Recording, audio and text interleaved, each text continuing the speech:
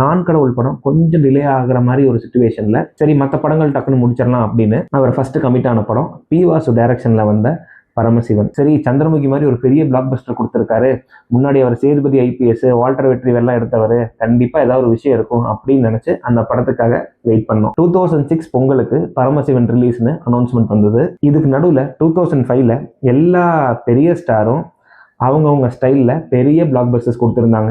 விஜய் திருப்பாச்சி, சூர்யா கஜினி, விக்ரம் அன்னியன் அப்படின்னு.